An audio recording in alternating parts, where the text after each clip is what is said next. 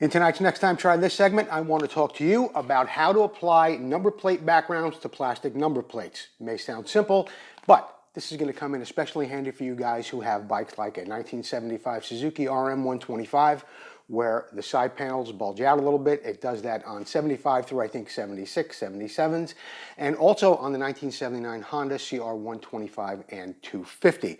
It's a pretty easy process once you follow the steps. Let's get a closer look and I'll show you a little bit more about how I do it. Okay, so the first thing you want to do is you want to make sure that your plate is clean. I like to use a little alcohol, spray a little on the plate, and with a clean paper towel, I make sure my plate is nice and clean. Now I'm going to use a little alcohol again. You can use alcohol, you can use water, you can use Windex. All of them work just as equally as well as the other. I'm going to take off my number plate background, and it's sticky on the back. With the alcohol, I can easily pick it up or I can move it around once it's on there. Because if you put enough on and you really need to move it around, you can go like that. You know what I mean? You can move it around to where it's going to be equal on all areas of the plate. Now, for this demonstration, I did intentionally use a little bit of a bigger plate with a little bit of a smaller background just to get or to give you an idea of the way the number plate background is going to be on the plate.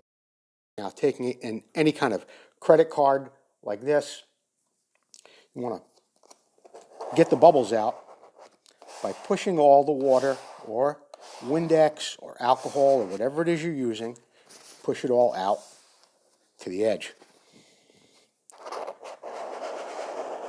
This one happens to be really nice too because it has a backing that is on this side of the number plate, so you're not scratching up the vinyl. Maybe you have pre-printed backgrounds, so you're not going to scratch up the vinyl or scratch up your numbers, whatever you might be putting on it. Go over it a couple of times with the card, making sure you push it out. Go slowly. Go across the whole plate. Whether it's on a little number plate like this, which is a basic plate you can use on any bike, or those tricky Suzuki front number plates where you've got a big edge along there and you want to make sure you get it on good and straight. But here's where it is a really, really good technique to use is on side panels like this, okay? 75 Suzuki RM125M side panel.